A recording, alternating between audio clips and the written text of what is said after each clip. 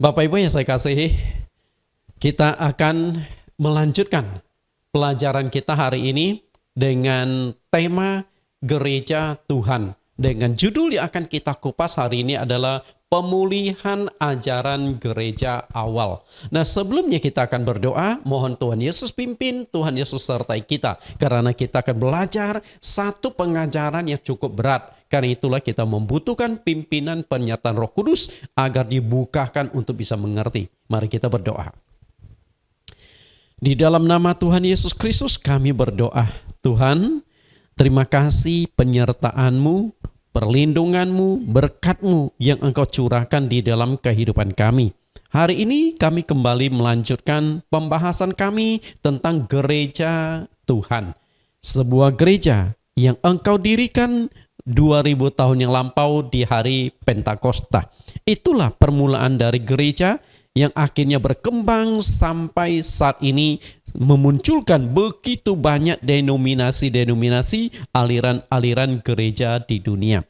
Kembali hari ini kami akan belajar kenapa hal ini bisa terjadi, lalu ajaran mana, gereja mana, sinode mana, aliran mana yang masih sesuai dengan prinsip-prinsip Alkitab.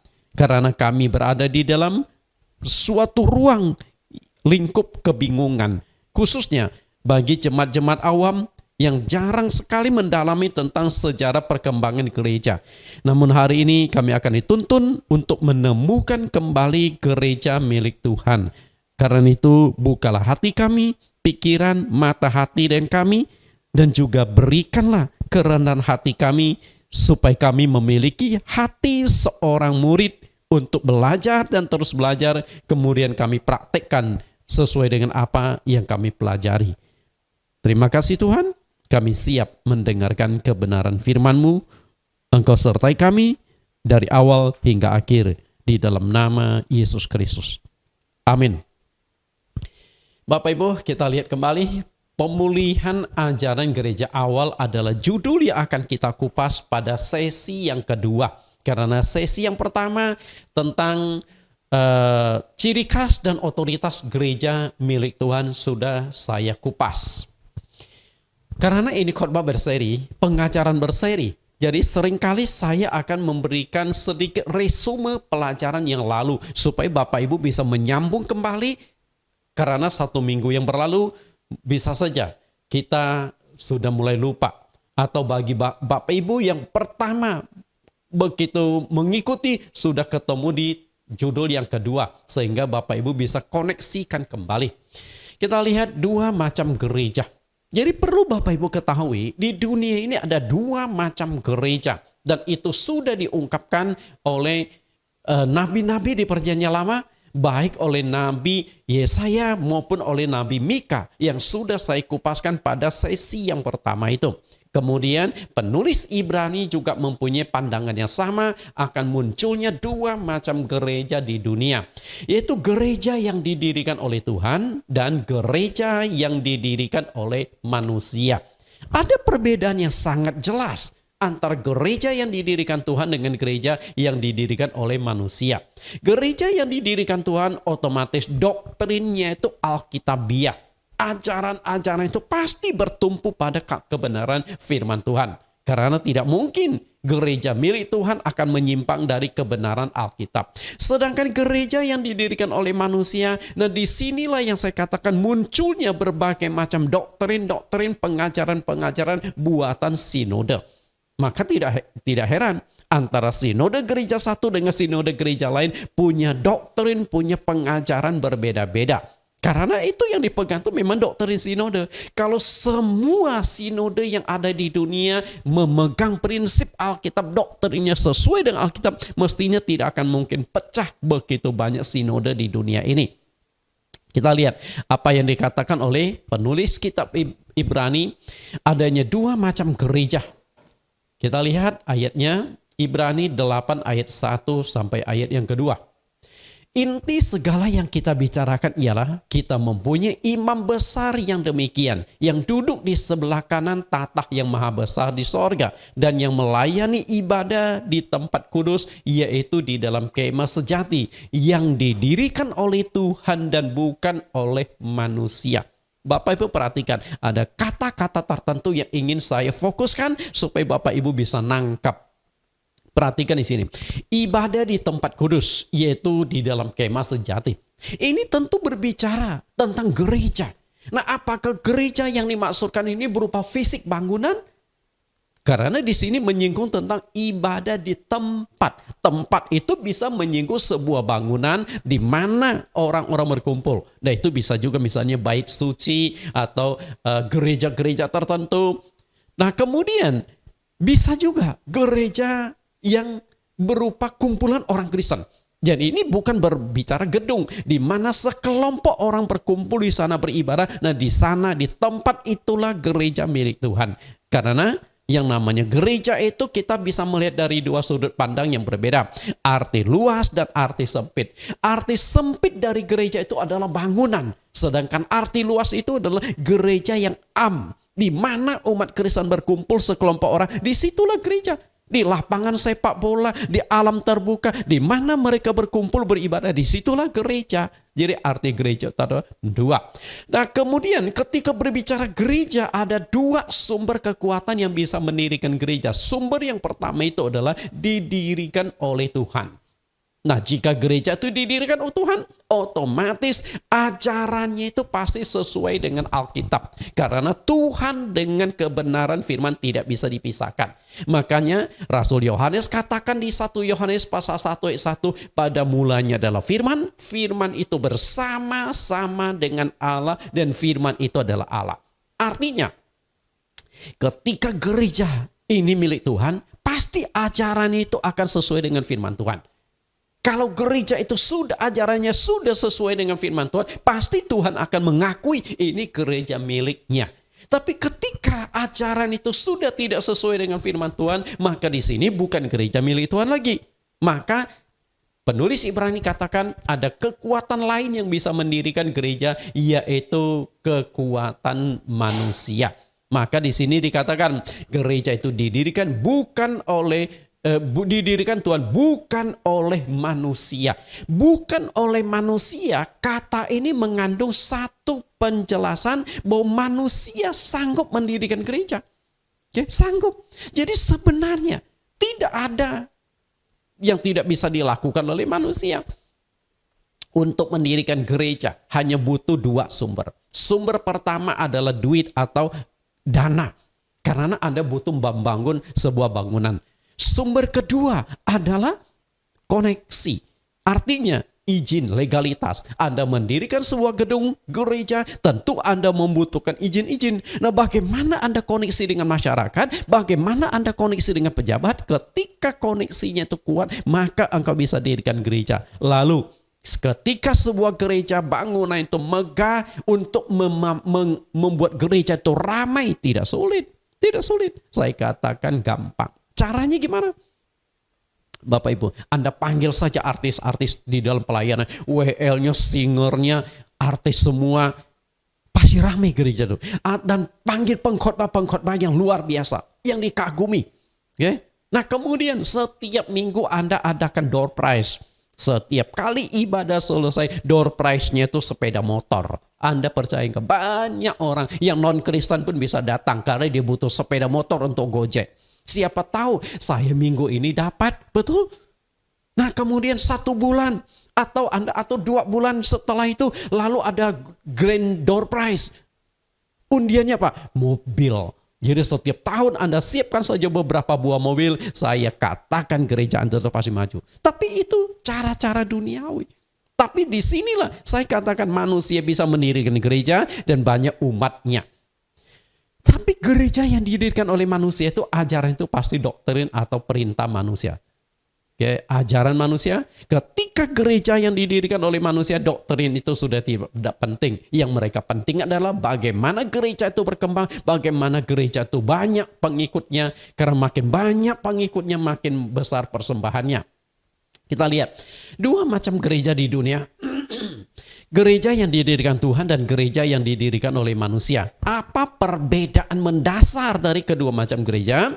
Gereja yang didirikan oleh Tuhan punya prinsip yang jelas, tegas, dan kuat. bahwa firman Tuhan tidak boleh ditambah dan tidak boleh dikurangi. Prinsipnya adalah mengikuti Alkitab sepenuhnya. Tapi beda dengan gereja yang didirikan oleh manusia.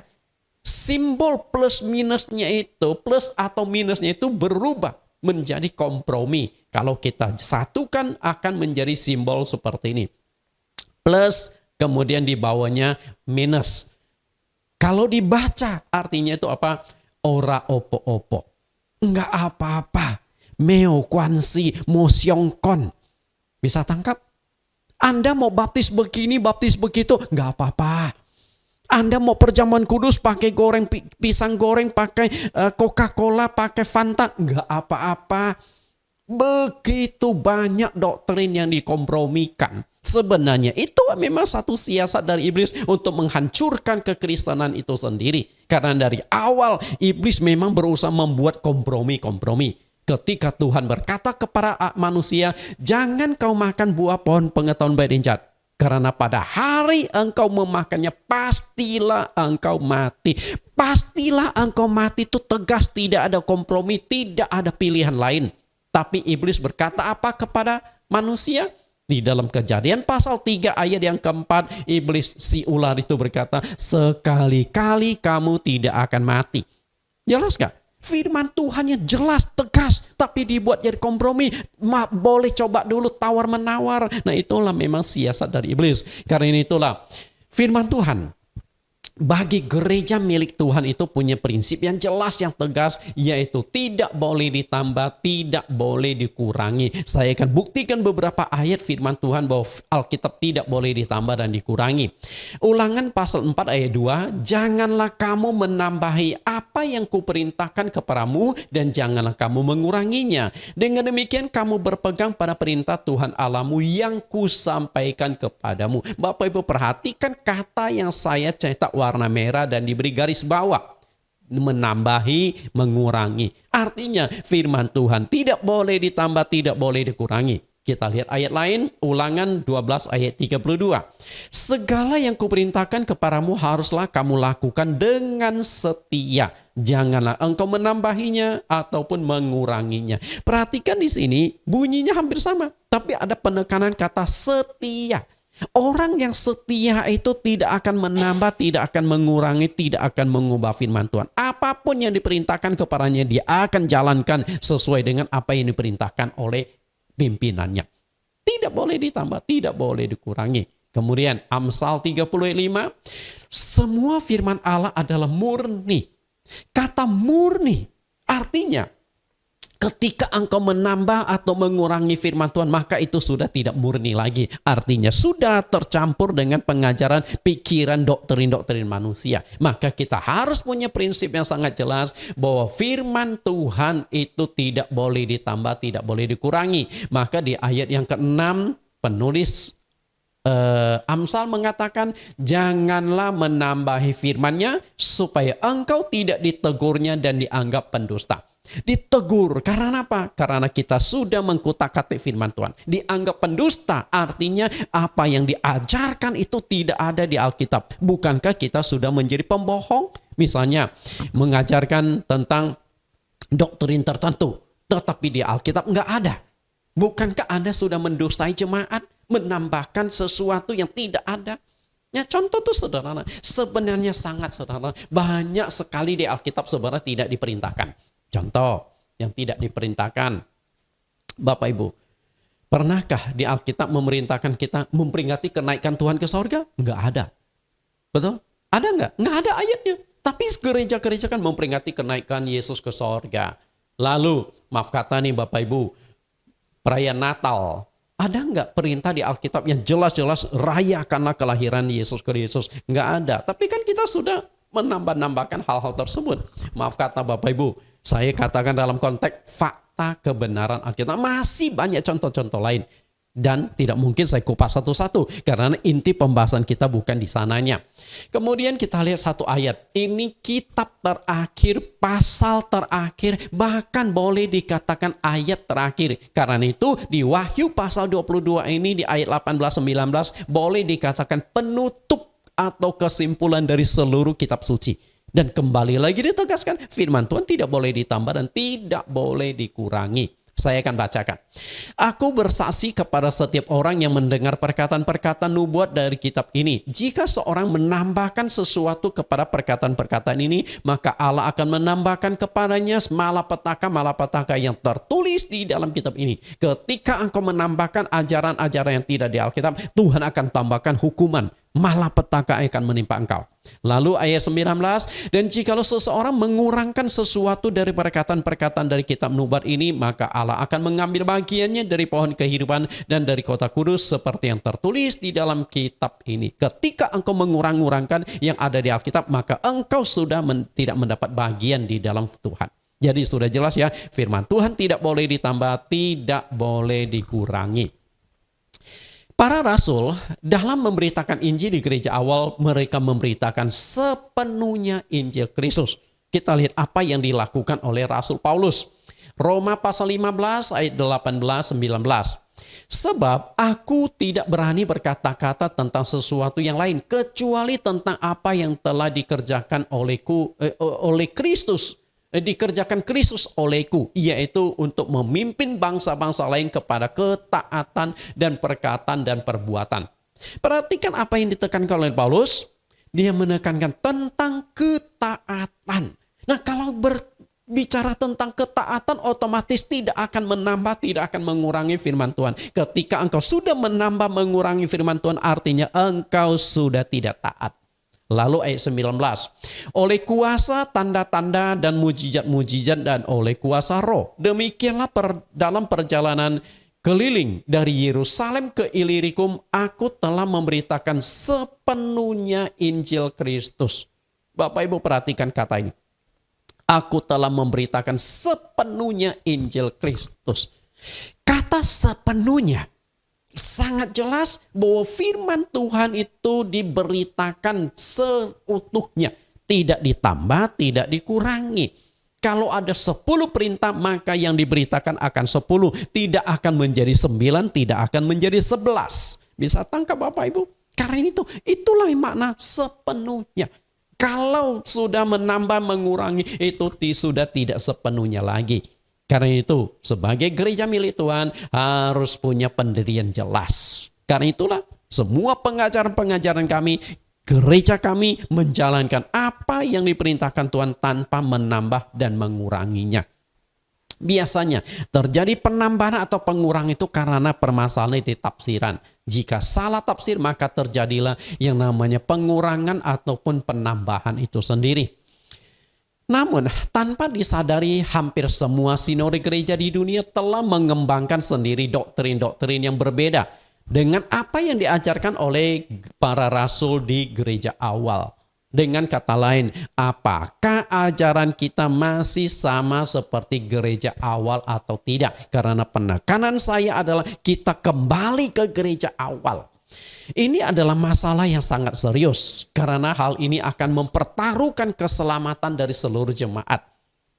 Bapak Ibu, saya katakan ini masalah serius. Kenapa demikian? Karena ketika ajaran kita itu sudah kita ubah, kita tambah, kita kurangi, akan mempengaruhi keselamatan jemaat. Karena firman Tuhan itu penuntun bagi kita memperoleh keselamatan. Ketika ajaran kita sudah menyimpan dari firman Tuhan, artinya kita sedang mempertaruhkan keselamatan, baik keselamatan diri kita maupun keselamatan jemaat.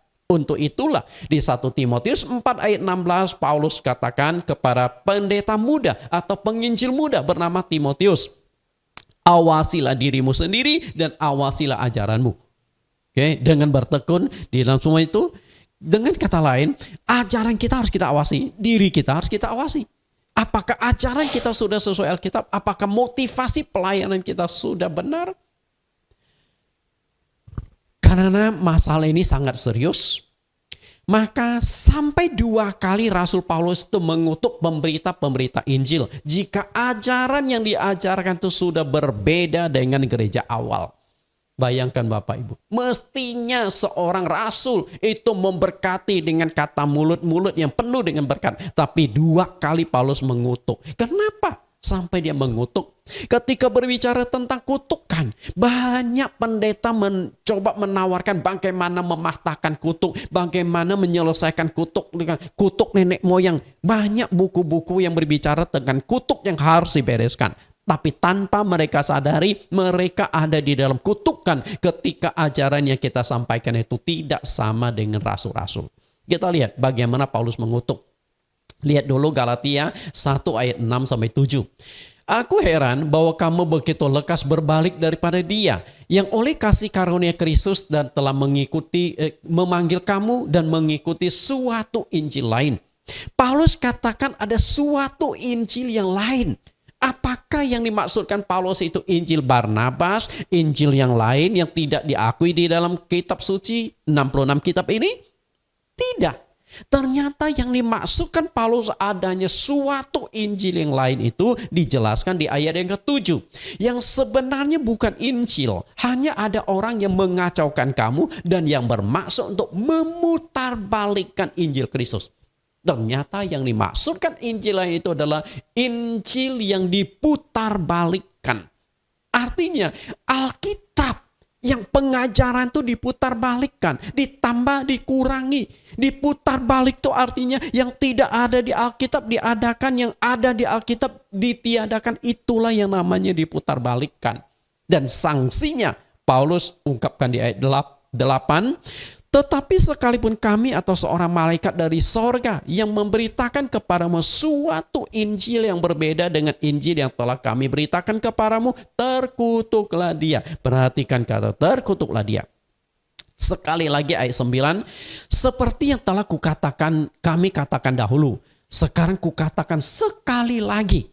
Jikalau ada orang yang memberitakan kepadamu suatu Injil yang berbeda dengan apa yang telah kamu terima, terkutuklah dia. Perhatikan, berbeda dengan yang kami beritakan. Paulus tidak mau tahu, sekalipun malaikat dari sorga, artinya ini masalah serius. Jika ada malaikat terbang dari sorga ke bumi, lalu memberitakan suatu Injil, suatu ajaran yang berbeda dengan rasul-rasul, Paulus berkata terkutuklah itu malaikat. Apalagi manusia, pendeta-pendeta. Coba kita lihat, terkutuklah dia, terkutuklah dia. 2 kali Paulus itu sampai mengutuk. Karena itu, rekan-rekan saya, hamba-hamba Tuhan, kita hati-hati. Ketika ajaran yang kita sampaikan itu berbeda dengan ajaran rasul-rasul, kita ada di bawah kita akan dikutuk oleh Tuhan. Sedangkan jemaat yang menerimanya gimana? Ada di bawah kutukan. Betul nggak? Kita lihat, jika orang yang memberitakan doktrin yang berbeda dengan para rasul itu terkutuk, maka jemaat yang menerima ajaran itu otomatis ada di bawah kutukan. Otomatis Bapak Ibu. Ibarat itu begini loh. Saya memberikan sebuah roti yang ada racunnya. Ketika engkau makan roti itu, engkau teracuni. Bisa nangkap. Sehingga ketika kasus itu terbongkar, saya dianggap pembunuh oleh polisi. Karena saya memberikan roti yang beracun. Dan akibatnya Pak, Anda yang makan roti ini mati. Nah demikian pula. Ketika ajaran kita berbeda dengan ajaran dari rasul-rasul, itulah roti yang beracun. Akibatnya itu jemaat itu bisa mengalami kebinasaan karena sudah menyimpang dari firman Tuhan.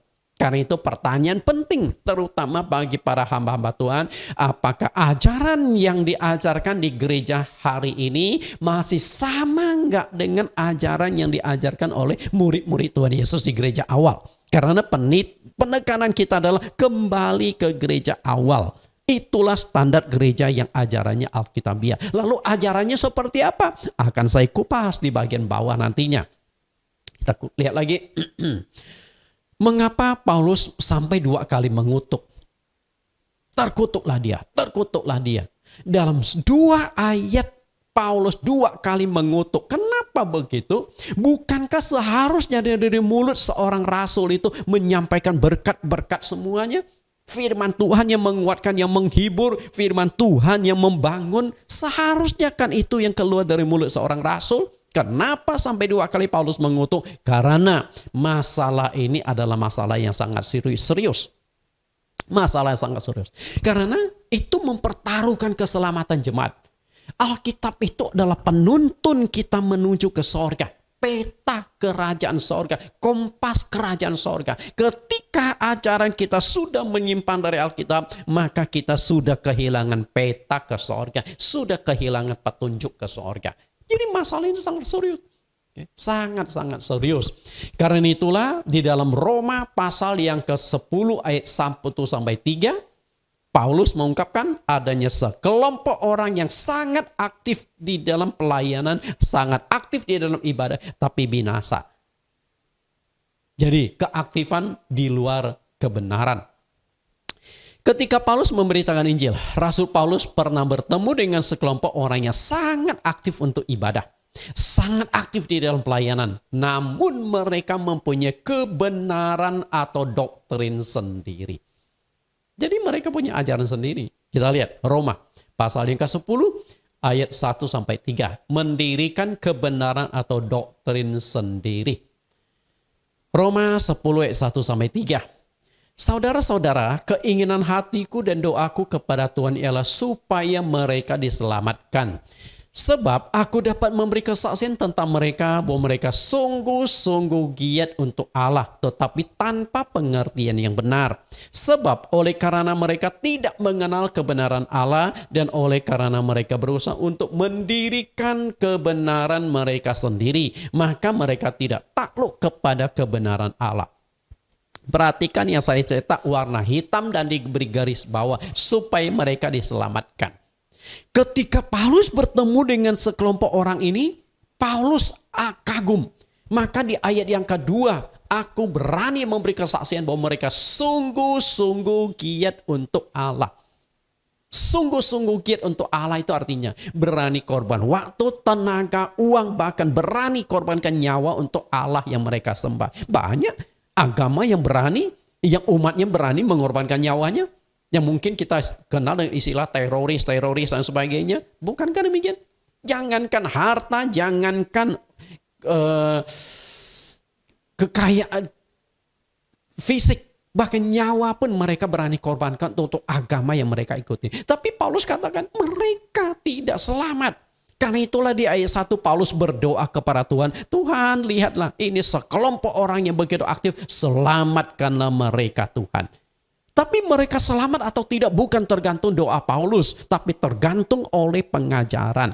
Kenapa mereka ini enggak selamat begitu aktif? Kita lihat mereka berusaha untuk mendirikan kebenaran mereka sendiri. Nah, inilah yang saya sebut sebagai kebenaran doktrin sinode. Jadi masing-masing sinode itu punya kebenaran sendiri. Masing-masing sinode punya doktrin sendiri. Itulah yang menjadi persoalan. Kenapa bisa muncul berbagai macam doktrin yang berbeda-beda? Di kalimat di bawahnya, mereka tidak takluk kepada kebenaran Allah. Enggak mau rendah hati, enggak mau tunduk. Kadang-kala sok pintar tafsir sini, tafsir sana yang akhirnya menyimpang. Bapak Ibu yang saya kasih, kalau kita semua mau tunduk, mau taat pada firman Tuhan, saya yakin Tuhan pasti akan menuntun kita kembali ke dalam kebenaran firman-Nya. Kita lihat 5 ajaran utama. Pada sesi ketiga akan diungkapkan 5 ajaran utama gereja awal atau gereja para rasul. Karena ajaran gereja para rasul ini mencerminkan ajaran Tuhan Yesus dan murid-murid Tuhan Yesus. Jadi itulah mestinya gereja milik Tuhan. Tapi apa saja kelima ajaran utama kita akan kupas di sesi yang ketiga. Karena di sesi yang kedua ini saya lebih menitik beratkan untuk pemulihan gereja awal dengan alasan-alasan kenapa gereja awal itu harus dipulihkan. Setelah sekian lama sejarah gereja berjalan, hingga saat ini di seluruh dunia telah muncul tidak kurang dari 1.000 denominasi gereja. Bapak Ibu bayangkan, tidak kurang dari 1.000 denominasi di seluruh dunia. Jadi banyak denominasi yang tidak masuk ke Indonesia.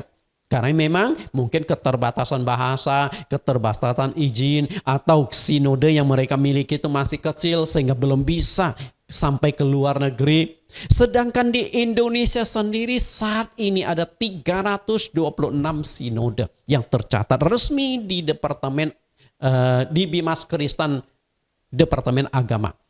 326. Artinya 326 doktrin yang ada di Indonesia itu tercatat resmi. Belum lagi yang tidak tercatat secara resmi. Mungkin kelompoknya masih kecil tapi punya satu pengajaran tersendiri. Saya belakangan ketemu sama satu gereja yang khotbahnya itu pakai bahasa roh. Jadi setiap kali khotbah pendetanya pakai bahasa roh. Tapi ada yang 2 orang wanita yang menerjemahkan.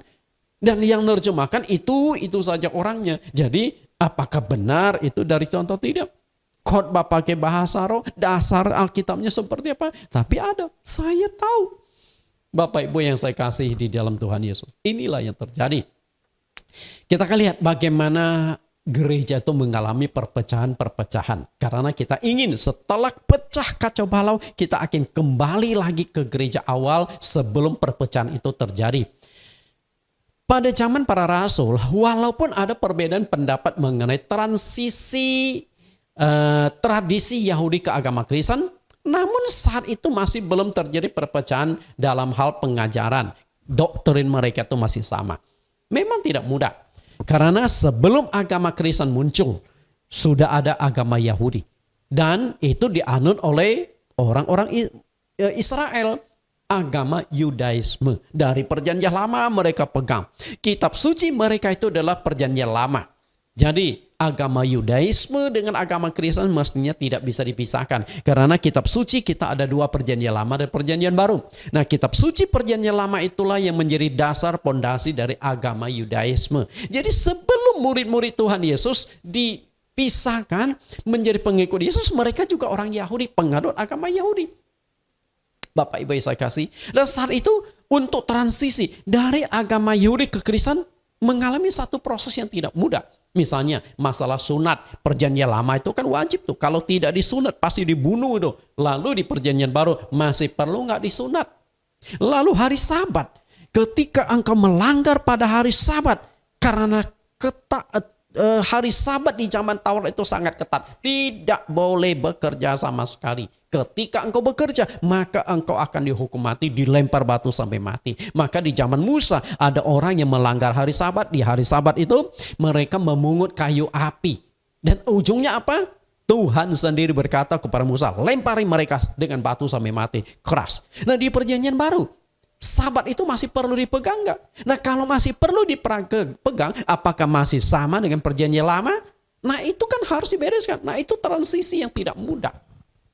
Bapak Ibu yang saya kasih. Lalu kemudian perpecahan pertama kali terjadi di gereja terjadi tahun 431 Masehi. Saat konsili Efesus yang mempersoalkan perawan Maria sebagai Theotokos atau Bunda Allah. Sebenarnya Theotokos itu lebih menitik beratkan pengantara. Ya, pengantara artinya Maria ini sebagai pengantara yang melahirkan Yesus Kristus yang kita akui sebagai Allah. Karena itulah Maria ini sangat diagungkan, sangat ditinggikan. Karena mungkin penjelasannya adalah tanpa Maria berarti kan Yesus tidak dilahirkan. Jadi betapa pentingnya, betapa besarnya Maria itu dalam konteks pemahaman dari kelompok yang mengagungkan Maria. Gereja-gereja Ortodoks Timur dan Katolik Roma Ritus Bizantium itu sangat mengagungkan Maria itu sebagai Bunda Allah. Maka ada ibadah khusus Maria, ada doa khusus oleh Maria. Bahkan kita berdoa pun kita harus lewat perantara Maria dulu. Karena mereka juga punya dasar pemikiran ketika Yesus menghadiri pernikahan di kota Kana. Saat itu mereka kehabisan anggur. Lalu apa kata Maria kepada Yesus? Mereka kehabisan anggur. Dan akhirnya Yesus berkata, waktuku belum tiba. Tapi Maria berkata kepada orang-orang yang mengatur sajian makanan, ikuti apa yang dikatakan oleh Yesus. Dan akhirnya kan Yesus saat itu mengubah air menjadi anggur. Padahal belum waktunya Tuhan Yesus lakukan mujizat, tapi karena ibunya yang memerintahkan, akhirnya Yesus lakukan. Dan dari konteks di sinilah mereka tarik satu benang merah, kalau kita mau berdoa kepada Tuhan Yesus, minta lewat Maria. Jadi Maria, ibunya Yesus melobi. Jadi kadang-kadang itulah yang namanya doa KKN kali ya. Kemudian, namun kebanyakan yang menolak keputusan gereja itu adalah gereja Persia yang saat ini dikenal sebagai gereja Asiria Timur. Berarti di tahun 431 Masehi terjadi perpecahan gara-gara ada yang mau mengagungkan Maria dan ada yang menolak. Oh, Maria itu hanya manusia biasa yang kebetulan dipakai oleh Allah. Misalnya kalau seorang pendeta dipakai Tuhan luar biasa, apakah kita boleh mengkultuskan seorang pendeta itu? Ini analoginya. Maka terjadilah perpecahan. Itu pertama 431 Masehi. Kemudian perpecahan lagi. Perpecahan selanjutnya adalah terjadi setelah Konsili Kalsedon tahun 451 Masehi. Konsili Kalsedon. Karena saat itu ada persoalan yang membahas tentang monofisit. Monofisit adalah ajaran yang diklaim sebagai ajaran bidah oleh Konsili Kalsedon. Aliran ini memahami bahwa Kristus hanya memiliki satu kodrat, yaitu kodrat ilahi. Karena kodrat kemanusiaannya telah terserap di dalam keilahiannya. Dengan kata lain, kelompok ini yakin bahwa Yesus Kristus sepenuhnya adalah Allah.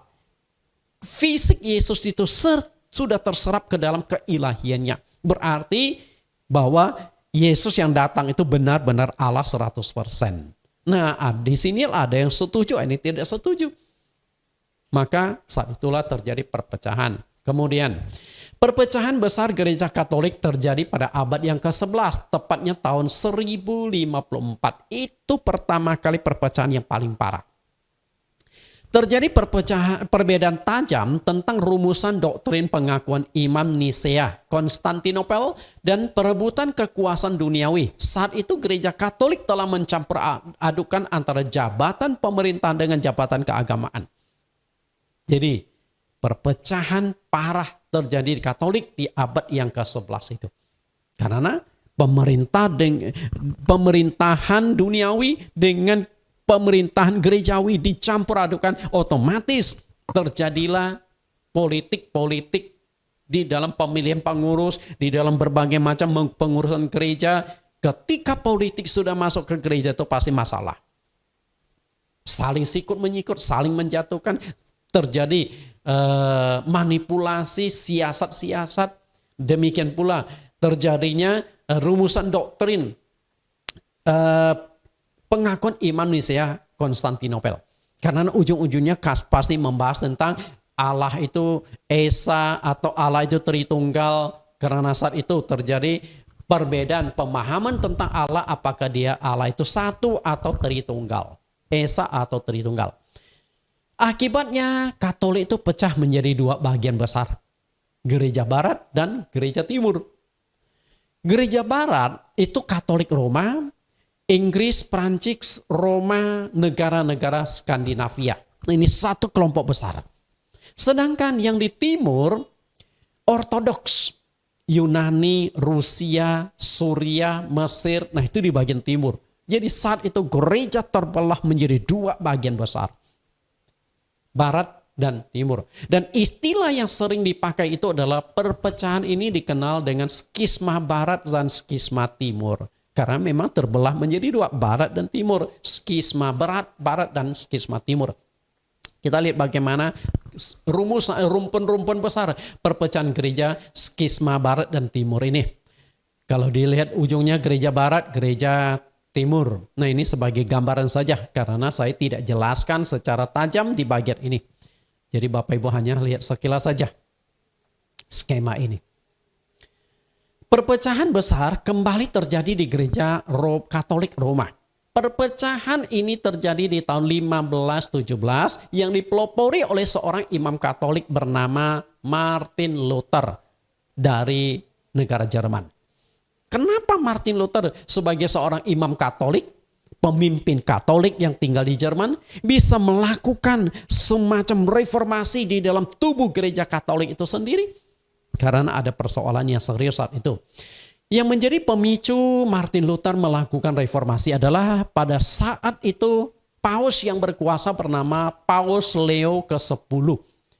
Ada pembangunan gereja San Peter atau Santo Petrus di Roma yang saat ini posisinya ada di kota Vatikan. Karena gereja yang akan dibangun ini adalah mega church atau gereja raksasa. Gereja ini memiliki luas sekitar 230 30.000 meter persegi. Itu gedenya gede. Dengan daya tampung 60.000 jemaat. Bayangkan Bapak Ibu, jika membangun sebuah gereja yang di dalamnya bisa diisi dengan 60.000 jemaat, Anda bayangkan nggak? Butuh berapa banyak lahan, butuh berapa banyak ruangan besar, dan berapa banyak biaya yang dibutuhkan. Karena membutuhkan biaya raksasa untuk membangun gereja raksasa, maka ada seorang yang memberikan ide. Kalau tidak salah bernama Tetzel, dia juga sebagai pimpinan di Katolik menjual surat pengampunan dosa yang disebut dengan indulgensi. Bapak Ibu, surat pengampunan dosa atau penghapusan dosa. Akhirnya pada tanggal 31 Oktober 1517, Martin Luther menempelkan 95 dalil di pintu gerbang istana Wittenberg untuk mengkritisi praktek penjualan surat indulgensia yang menurut Martin Luther itu sudah menyimpang dari Alkitab. Jadi ketika mengumpulkan dana, beli saja surat penghapusan dosa. Sehingga banyak orang-orang kaya, karena banyak duit kan, juga hidup di dalam dosa, tapi mereka banyak duit. Lalu ada tawaran, beli saja surat penghapusan dosa. Maka dosa-dosamu ini akan diampuni. Begitu duit engkau masuk ke dalam kolektif, bunyi duit kling, maka dosamu sudah diampuni. Wah, kan luar biasa tuh Bapak Ibu. Maka banyak orang-orang kaya yang merasa hidupnya tidak kudus, yang jarang ke gereja, maka belilah surat-surat itu. Sekali nyumbang pembangunan gereja, sekali mendapatkan penebusan dosa. Nah, ini kan luar biasa nih. Bahkan sampai ada ide surat penghapusan dosa itu sampai bisa menembus ke dunia orang mati. Caranya gimana? Misalnya engkong saya, kakek saya, sebelum meninggal, dia meninggal belum percaya pada Tuhan Yesus. Saya tahu bahwa saat ini kakek saya tidak selamat, mungkin sedang disiksa. Lalu saya belilah surat penghapusan dosa atas nama kakek saya bakar, dikirim ke sana. Jadi kakek saya akan dapatkan pelepasan. Sampai dibuat seperti itu tahayul-tahayul. Bapak Ibu yang saya kasih, akhirnya Martin Luther melihat sudah tidak tahan, lalu dia mulai membongkar semua praktek-praktek penyimpangan itu. Dasar Alkitab yang dipakai oleh Martin Luther untuk melakukan reformasi adalah Roma 1 ayat 16-17. Itulah dasar ayat Alkitab yang dijadikan sebagai inspirasi melakukan reformasi. Kita lihat Roma pasal 1 ayat 16-17.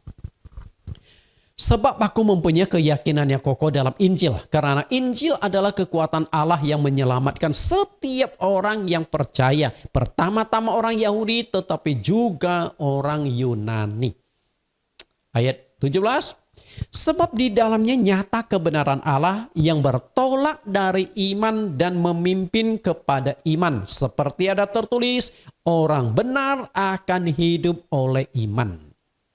Inilah yang menjadi dasar. Kalimat orang benar akan hidup oleh karena iman. Dengan kata lain, seseorang dibenarkan, seseorang diselamatkan, seseorang dosanya ditebus bukan karena membeli surat indulgensia. Bapak Ibu, surat penghapusan dosa. Karena itu, bagaimana mungkin kita membeli anugerah Tuhan? Bagaimana mungkin kasih karunia Tuhan Yesus yang sudah mengorbankan diri di atas kayu salib itu kita beli dengan duit? Ketika seorang tukang sihir yang baru bertobat, namanya Simon, yang dicatatkan di Kisah Rasul pasal 8, ingin membeli kasih karunia Tuhan. Dia menawarkan uang kepada Petrus dan Yohanes. Nanti kasih aku kuasa itu. Ketika aku tumpangi tangan ke orang lain, orang juga dapat Roh Kudus. Tapi apa kata Petrus? Binasalah engkau dengan duitmu. Karena engkau menyangka dapat membeli karunia Allah dengan duitmu. Anugerah Tuhan tidak bisa dibeli dengan duit, tapi gratis. Jadi anugerah Tuhan itu adalah kasih Tuhan. Maka di Yohanes pasal 3:16, karena begitu besarnya kasih Allah akan dunia ini sehingga ia telah mengaruniakan anaknya yang tunggal. Supaya setiap orang yang percaya kepadanya tidak binasa melainkan beroleh hidup yang kekal. Jadi anugerah Tuhan itu tidak bisa dibeli dengan uang. Anugerah atau karena begitu besarnya kasih Allah. Kasih itu adalah cinta. Cinta itu tidak bisa dibeli dengan duit. Anda mau beli duit pakai apa? Berapa besar duitmu untuk bisa belikan cinta? Cinta tidak bisa dibeli dengan duit. Fisik dari seseorang engkau bisa beli. Misalnya Anda mencintai seorang perempuan nih. Tapi perempuan ini, gadis ini tidak mencintai engkau. Engkau tidak bisa menyogok gadis ini supaya mencintai engkau. Tidak bisa. Cinta ini spesial, khusus. Engkau mungkin bisa beli tubuhnya. Dia menikah dengan Anda karena Anda berani bayar. Tapi Anda tidak dapat cintanya. Tapi cintanya akan diberikan gratis kepada orang yang dicintainya. Itulah kasih Tuhan. Gratis. Ya. Dari ayat ini Martin Luther menekankan bahwa seseorang diselamatkan karena kasih karunia dan iman kepada Tuhan. Bukan karena surat penghapusan dosa. Manusia diselamatkan bukan membeli surat pengampunan dosa atau indulgensia, melainkan karena beriman pada Injil atau firman Tuhan. Itulah yang menjadi dasar dari Martin Luther untuk membongkar praktek-praktek kekeliruan. Maka dikumpulkan satu poin demi satu poin. Dan ternyata bukan hanya masalah surat indulgensia. Terdapat 95 dalil, 95 hal yang dikritisi oleh Martin Luther. Berarti banyak sekali pelanggaran-pelanggaran yang terjadi di gereja Katolik Roma pada saat itu.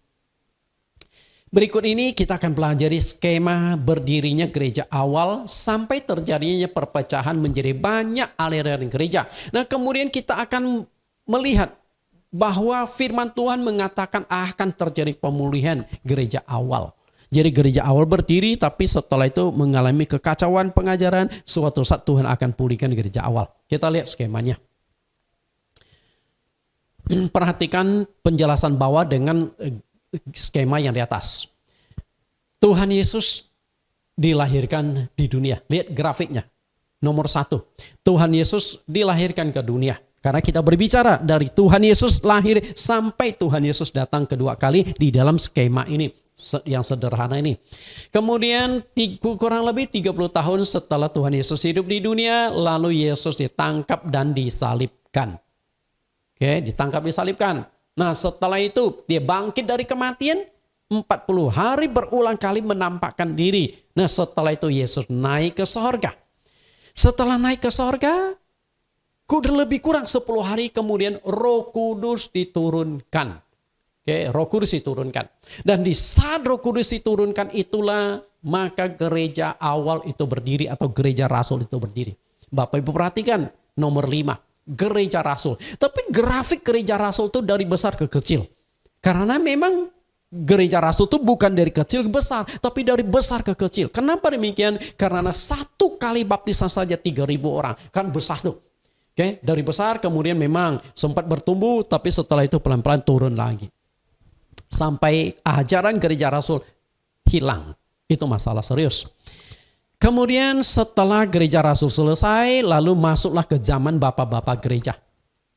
Setelah zaman rasul-rasul ini. Nah, zaman bapak-bapak gereja ini adalah mungkin keturunan-keturunan para rasul itu aktif di sini. Setelah itu tidak lama Roh Kudus ini akhirnya berhenti dicurahkan. Jadi Roh Kudus itu pernah satu masa yang cukup panjang berhenti dicurahkan. Jadi orang-orang percaya tidak lagi mengalami pencurahan Roh Kudus. Mungkin Anda bertanya, Pak, bagaimana kita tahu pencurahan Roh Kudus? Karena penjelasan di Alkitab, orang yang dipenuhi Roh Kudus itu bisa berkata-kata dengan bahasa lidah atau berglosolali. Nah, sehingga masa waktu yang cukup panjang tidak ada lagi yang namanya glosolali. Tidak ada lagi yang namanya bahasa roh. Nggak ada. Jadi tidak berhenti. Dan ketika berhenti itu seringkali disebut masa kegelapan gereja. Di saat yang cukup panjang gereja mengalami masa kegelapan. Karena banyak penyimpangan-penyimpangan pada saat itu. Setelah itu gereja Katolik Roma berdiri. Katolik berdiri. Nah, inilah memasuki masa kegelapan gereja. Politik, agama, campur aduk. Penyimpangan-penyimpangan dari ajaran Alkitab terjadi sehingga tidak heran Roh Kudus itu berhenti dicurahkan. Perpecahan gereja sudah dimulai terjadi pada dalam konsili Efesus tahun 431, lalu konsili Kalsedon 451. Kemudian perpecahan pertama kali di gereja Katolik terjadi tahun 1054, perpecahan paling besar. Jadi sebelumnya memang saudara pecah-pecah tapi masih kecil. Tapi di paling parah itu di tahun 1054. Katolik pecah menjadi Ortodoks Timur. Setelah itu tahun 1517 terjadi perpecahan yang kedua kali yang cukup parah, yaitu munculnya Kristen Protestan. Nah, yang dipelopori oleh Martin Luther ini. Nah, kemudian di gereja Kristen Protestan itu kemudian pecah-pecah lagi. Sampai hari ini tidak kurang dari 1000 denominasi gereja. Kalau Katolik mungkin setelah pecah di tahun 1517 tidak begitu banyak mengalami perpecahan lagi. Memang belakangan itu sempat ada sebuah gejolak Katolik yang mulai condong ke Kristen. Maka disebut sebagai Katolik yang pembaharuan. Katolik karismatik. Jadi puji-pujiannya, gaya ibadah sudah mulai condong ke Kristen. Musiknya juga sudah mulai condong ke Kristen. Tapi akhirnya berhasil dirangkul kembali oleh gereja Katolik. Kalau tidak, pasti sudah lepas itu. Perpecahan dari 1000 denominasi gereja dengan doktrin yang berbeda-beda. Nah, kemudian di tahun 1900, Roh Kudus kemudian dicurahkan kembali. Ternyata setelah saya coba gali dalam Alkitab, Roh Kudus ini 2 kali dicurahkan. Yang disebut hujan awal dan hujan akhir. Nah, hujan awal itu adalah pencurahan Roh Kudus di hari Pentakosta, sedangkan hujan akhir itu terjadi di tahun 1900. Dan itu pernah terjadi di beberapa negara termasuk di India. Di India ada sekelompok biarah. Biarawati, tiba-tiba 400-an orang, tiba-tiba mereka dicurahkan Roh Kudus, mereka bisa berkata-kata dengan bahasa lidah. Nah, itu di tahun di 1900-an. Nah, sejak saat itulah mulailah Roh Kudus mulai beraktif kembali, mulai dicurahkan ke banyak negara dan banyak gereja. Kita lihat nubuat pencurahan Roh Kudus yang terjadi 2 kali, hujan awal, hujan akhir, dengan dasar ayatnya Yoel pasal 2 ayat 23 dan Ulangan pasal 11 ayat yang ke-14. Jadi 2 kali Roh Kudus dicurahkan. Karena memang sebelum Tuhan Yesus datang kedua kali, gereja rasul itu harus dipulihkan. Karena untuk kembali ke dasar Alkitab. Kita lihat. Nah, Roh Kudus dicurahkan itulah di tahun 1900, maka akan melakukan pemulihan gereja rasul. Jadi gereja rasul itu dari kecil bertumbuh besar. Beda dengan yang awal dari besar ke kecil. Kemudian kita lihat lagi. Setelah itu Tuhan Yesus akan datang kedua kalinya. Kemudian umat Kristen akan mengalami pengangkatan di akhir zaman atau rapture. Setelah itu baru masuk ke sorga. Umat yang sudah diangkat ini sampai bumi ini dihancurkan. Kiamat itu terjadi. Nah, ini secara grafik sederhana saja. Kita lihat yang namanya gereja awal ini. Apa yang menjadi penyebab sehingga gereja-gereja bisa mengalami perpecahan begitu banyak denominasi gereja di dunia? Apa sih yang menjadi permasalahan?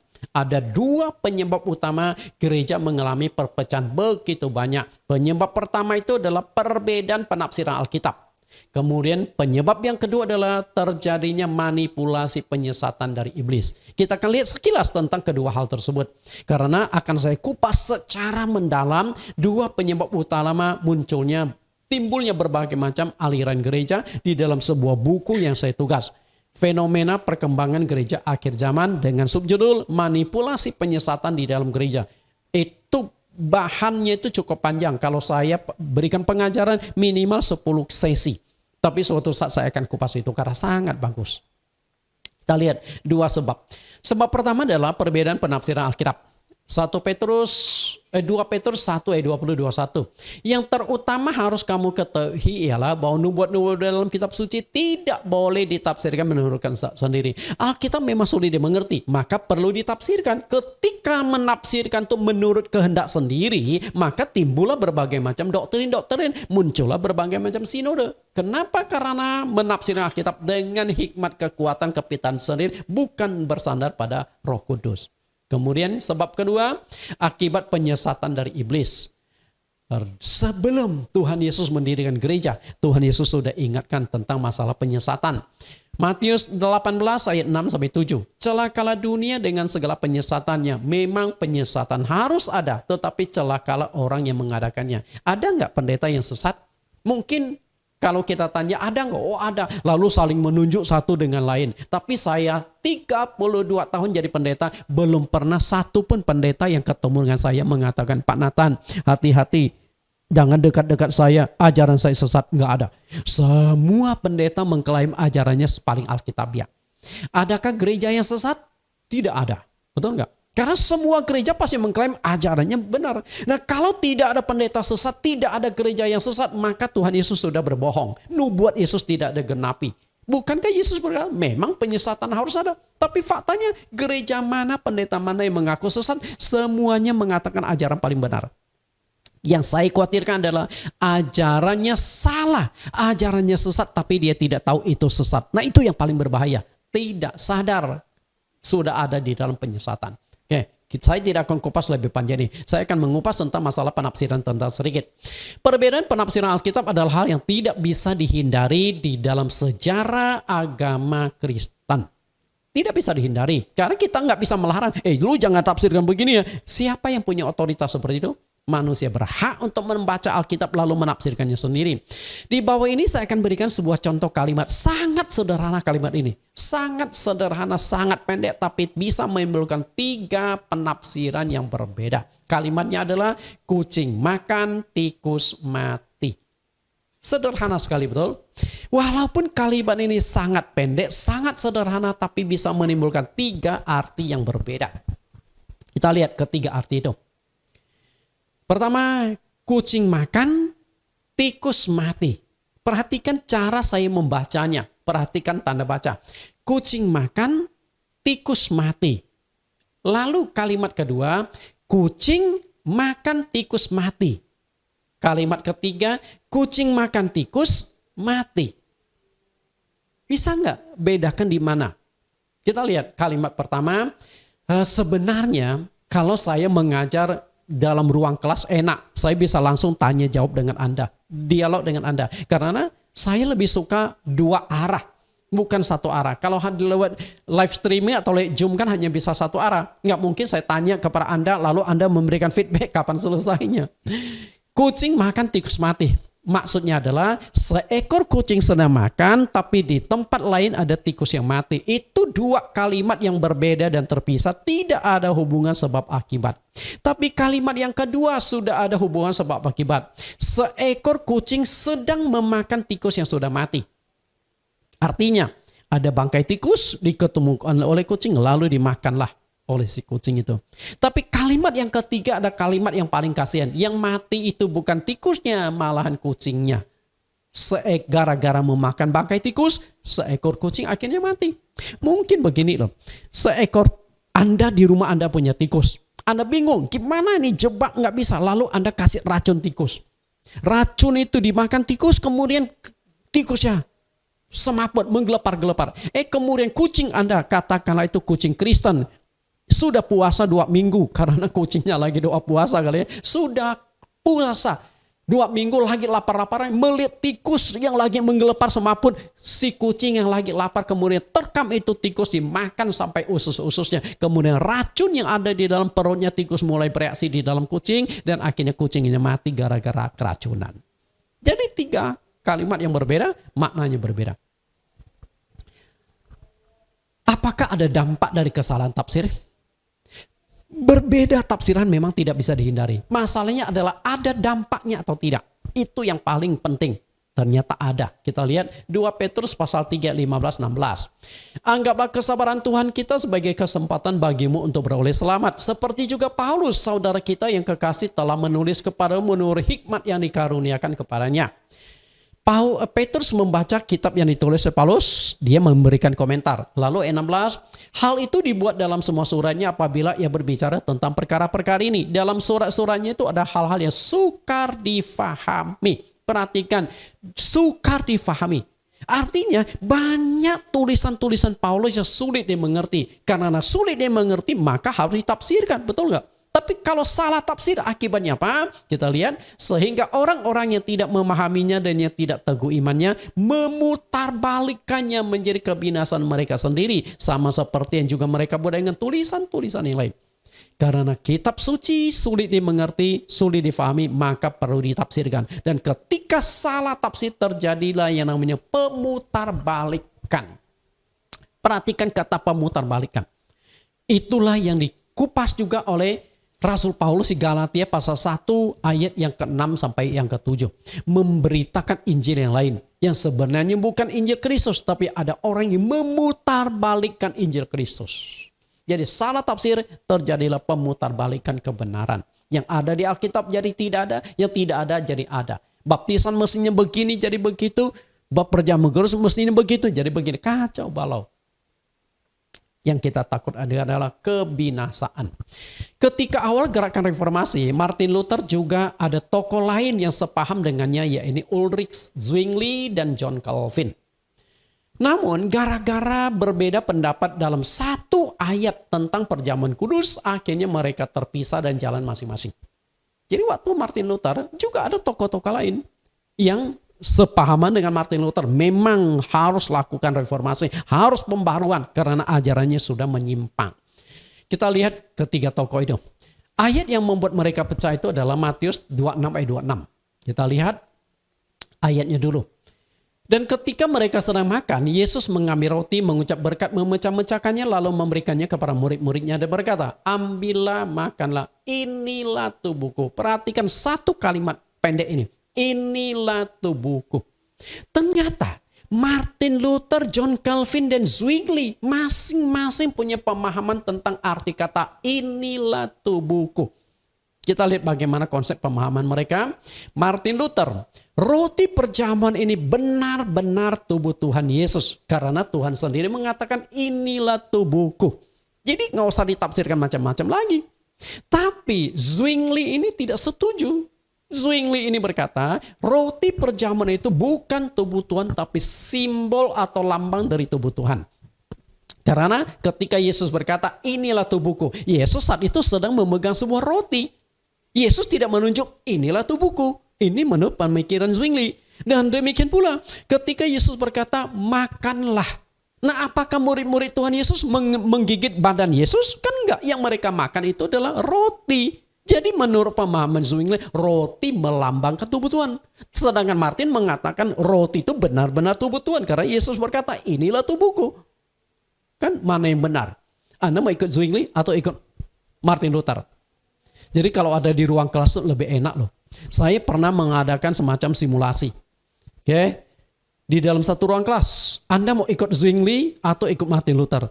Ada itu. Yang sebagian ikut Zwingli. Menurut dia Zwingli benar. Yang sebagian menurut Martin Luther. Lalu muncul lagi satu tokoh bernama John Calvin. Nah, Calvin mengatakan ada dua unsur terkandung di dalam roti perjamuan. Ada unsur jasmani dan rohaninya. Nah, gimana tuh? Bapak Ibu, sehingga ada yang John Calvin, ada Zwingli, ada yang Martin Luther. Nah, dari tiga tokoh ini, dari Martin Luther akhirnya muncullah denominasi atau aliran gereja Lutheran. Itu gereja besar, Lutheran. Kemudian dari John Calvin muncullah yang namanya aliran Calvinis. Nah, itu juga gede. Ke Pak GKI lah, Pak Stephenson, semuanya itu lebih condong ke Calvinis. Kemudian dari Ulrich Zwingli muncullah yang namanya denominasi gereja baptis.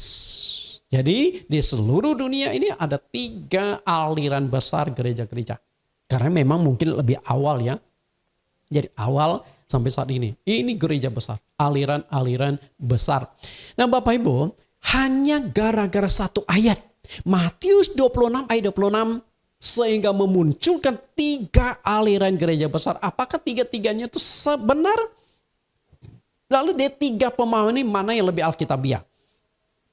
Nggak mungkin Martin Luther punya paham benar, John Calvin punya paham benar, kemudian Zwingli punya paham juga benar. Kan nggak mungkin tiga-tiganya. Nggak mungkin Alkitab mengandung multi kebenaran. Ini benar, itu juga benar. Kalau semuanya benar berarti Alkitab kredibilitasnya akan hancur.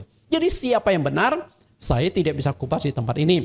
Nah bayangkan jika satu ayat saja menimbulkan perpecahan tiga aliran gereja besar. Bagaimana dengan seluruh Alkitab yang terdiri dari 1189 pasal. yang terbagi menjadi 31.171 ayat Alkitab. Kebayang nggak? Tidak heran jika di dunia ada 1.000 denominasi gereja. Jika satu ayat saja bisa memunculkan 3 aliran besar, bayangkan 31.171 ayat. Berapa banyak sinode? Sangat mengerikan. Akhirnya muncullah teori-teori tentang perjamuan kudus. Paling 5 ada 5 teori tentang perjamuan kudus. Kita lihat secara garis besar saja. 5 teori tentang perjamuan kudus. Teori yang pertama adalah transubstansiasi yang dianut oleh gereja Katolik. Transubstansiasi adalah Katolik menekankan roti perjamuan itu berubah, mengalami transiasi.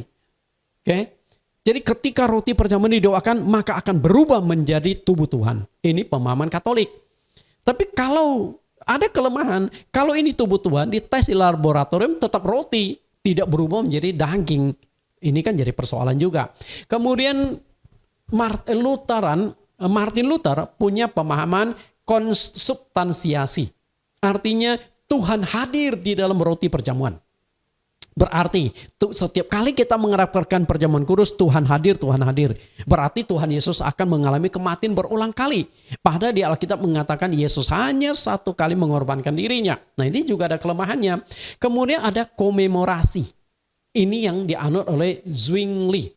Komemorasi itu lebih menekankan tentang simbol atau lambang. Kemudian ada lagi tanda karunia. Nah, ini yang dianut oleh Calvinis. Nah, Calvin ini atau John Calvin itu lebih menitik beratkan di Yohanes pasal yang ke-6 tentang manna. Yesus berkata, akulah roti yang hidup. Yesus menjelaskan tentang manna. Artinya roti perjamuan itu akan memberikan kekuatan memberikan kekuatan iman kerohanian kita. Karena Yesus berkata, inilah makananku yang akan memberikan hidup yang kekal. Jadi menitik beratkan tentang perjamuan itu adalah kasih karunia dengan kehadiran Roh Kudus. Lalu ada satu lagi manipulasi atau manipulatif. Ini dianut oleh banyak gereja karismatik. Artinya roti perjamuan itu bisa menyembuhkan penyakit. Maka ada gereja tertentu yang ketika adakan perjamuan kudus, rotinya itu dibawa pulang rame-rame. Ketika engkau sakit, kasih roti perjamuan, engkau akan sembuh. Nah, itu tentang manipulasi. Padahal di Alkitab itu tidak ada yang mengatakan makan roti perjamuan engkau akan sembuh. Kalau betul nanti apotek akan tutup semua. Dokter akan kehilangan pasien semua. Rumah sakit akan tutup semua. Jadi inilah. Nah, saya tidak akan jelaskan secara panjang lebar tentang kelima teori perjamuan. Akan saya jelaskan di doktrin perjamuan gereja rasul-rasul. Silakan masuk ke link YouTube kami. Bukan hanya masalah perjamuan kudus. Seiring dengan munculnya begitu banyak denominasi gereja, juga muncul berbagai macam doktrin yang berbeda-beda. Karena agar tidak salah dan masing-masing gereja mengikuti doktrinnya sendiri-sendiri, maka dibutuhkanlah sebuah standarisasi doktrin. Kita mau ikut mana Bapak Ibu? Standarisasi doktrin itu penting. Kenapa demikian? Bayangkan, jika di dunia itu tidak ada standarisasi, apa yang terjadi? Apa yang terjadi? Misalnya dalam dunia bisnis. Jika dalam dunia bisnis tidak ada semacam standarisasi, pasti mengalami kekacauan. Maka dibutuhkanlah standarisasi. Dan standarisasi itu bersifat universal. Saya akan berikan beberapa contoh. Contoh, standar berat. 1 kilo sama dengan 10 on. Nah, ini seluruh Indonesia dari Sabang sampai Merauke ini standar. Kalau tidak ada standar seperti ini, bayangkan. Jual beli emas. Orang Papua jual emas ke orang Jakarta. Menurut orang Papua 1 kilo sama dengan 10 on. Tapi pengusaha emas di Jakarta mengatakan, oh standar Jakarta 1 kilo ada 8 on. Sisa 2 on siapa yang harus tanggung jawab? Kacau dunia perdagangan. Bisa tangkap Anda? Nah, demikian pula di luar negeri. Transaksi antar negara. Kalau tidak ada standarisasi 1 kilo dengan 10 on, kacau dunia perdagangan tersebut. Siapa yang harus menanggung? Oke. Kemudian standar jarak jauh. 1 kilo sama dengan 1 kilometer sama dengan 1000 meter. Ini standar. Bukan hanya nasional tapi internasional. Kalau tidak ada standar seperti ini, olahraga pasti mengalami kekacauan. Khususnya olahraga lomba lari. Aturannya mana yang mau pakai, negara mana yang mau pakai, maka ada standar. Kemudian Standar ukuran 1 meter sama dengan 100 cm. Jika tidak ada standar, Anda kebayang nggak bagaimana para pengusaha-pengusaha penjual kain? Menurut Indonesia, 1 meter sama dengan 100 cm dan banyak impor kain dari China. China berkata 1 meter sama 80 cm. Patokan negara mereka, kekacauan terjadi. Maka butuhlah standarisasi. Nah, kalau dunia bisnis adanya standarisasi, saya yakin semua orang setuju. Semua negara setuju adanya standarisasi. Tapi bagaimana dengan gereja? Standarisasi apa yang harus dipakai? Siapa yang akan setuju misalnya sinode A kita jadikan standarisasi? Pasti akan dikomplain, pasti akan berontak. Karena itulah saya tetap akan menekankan standarisasi. Standarisasi mana yang akan kita pakai? Mestinya standarisasi ajaran gereja rasul-rasul. Jadi bukan sinode tertentu. Kita lihat. Menurut saya standar doktrin yang kita pakai yang benar, yang bisa kita jadikan acuan adalah standarisasi gereja yang berdiri setelah Roh Kudus dicurahkan hari Pentakosta. Atau gereja rasul-rasul atau gereja awal. Kenapa demikian? Saya akan berikan 3 alasan. Kenapa gereja rasul-rasul bisa kita jadikan standar? Pertama, itu adalah gereja yang berdiri sesuai dengan janji Tuhan. Karena Yesus berkata bahwa aku akan mendirikan jemaatku dan alam maut tidak akan menguasainya. Di Matius 16 ayat 18-19. Apa yang kau ikat di dunia ini akan terikat di sorga. Jadi gereja yang didirikan Tuhan Yesus ada 2 otoritas. Tidak dikuasai alam maut dan punya interaksi atau koneksi dengan sorga. Apa yang kau ikat di dunia, terikat di sorga. Apa yang kau lepas di dunia, lepas di sorga. Jadi gereja milik Tuhan itu punya 2 otoritas. Yang kedua, gereja awal itu didirikan oleh kuasa Roh Kudus. Artinya bukan didirikan oleh manusia. Bukan kehebatan manusia. Dan ketiga, saat itu baru hanya ada 1 aliran gereja. Ajaran rasul-rasul. Belum ada macam-macam doktrin. Belum ada perpecahan gereja-gereja. Karena itu saya berani katakan ajaran gereja awal, gereja yang berdiri setelah hari Pentakosta dengan ditandai dibaptisnya 3.000 orang, mestinya itu yang menjadi standarisasi gereja sekarang. Karena itu kalau engkau mau kembali menjadi gereja milik Tuhan, kembali kepada ajaran rasul-rasul. Itu yang paling penting. Lihat kembali di sini, skema di sini. Gereja rasul. Seharusnya doktrin yang diajarkan dan dijalankan gereja awal itulah yang menjadi standar dari kebenaran untuk gereja-gereja sekarang. Jadi kalau engkau mau diakui sebagai gereja milik Tuhan, kembalilah gereja awal. Karena itu memang gerejanya milik Tuhan Yesus. Kemudian dipulihkan. Karena itu pemulihan ajaran gereja awal, ajaran yang diajarkan dan dijalankan saat itu penting sekali untuk dilakukan oleh gereja-gereja zaman sekarang. Penting sekali. Lalu masalahnya adalah apa saja doktrin yang diajarkan oleh Tuhan Yesus dan murid-muridnya di gereja awal. Kalau kita mau jadikan gereja awal sebagai standarisasi, doktrinnya yang dijalankan itu doktrin mana? Standarnya itu standar apa? Bapak Ibu, kita akan lanjut ke sesi yang ketiga. Nah, di sesi yang ketiga itulah saya akan bukakan. Apa sih doktrin yang diajarkan di gereja awal? Ada 5 doktrin utama, 5 ajaran utama. Dan kelima ajaran itu berhubungan dengan keselamatan. Karena itu sangat penting. Kalau kita ingin kembali ke gereja awal, maka kita akan pelajari kelima doktrin di gereja awal yang menjadi standar pegangan kita. Tuhan Yesus memberkati. Sampai bertemu di sesi yang ketiga. Kita tundukkan kepala kita akan berdoa. Di dalam nama Tuhan Yesus kami berdoa. Tuhan, berkat kasih karunia penyertaan-Mu, hari ini kami sudah menyingkapkan tentang gereja Tuhan di sesi yang kedua. Pemulihan gereja awal. Saat ini telah muncul begitu banyaknya denominasi gereja dengan doktrin yang berbeda-beda. Gereja mana yang akan kami jadikan standar untuk kembali kepada kebenaran? Kami sudah dijelaskan, standarisasi ajaran yang alkitabiah adalah gereja rasul, gereja awal yang berdiri di hari Pentakosta. Berikanlah hati kami yang taat, berikanlah hati kami, hati seorang murid, supaya kami bisa menyelesaikan topik ini beberapa episode sampai kami benar-benar memahami dan menemukan inilah ciri khas gereja Tuhan, gereja yang tidak dikuasai alam maut, gereja yang punya interaksi dengan sorga, yang bisa mendaftarkan nama kami di dalam kitab kehidupan. Karena itu engkau tuntun kami sampai semua topik pelajaran tentang gereja Tuhan itu selesai.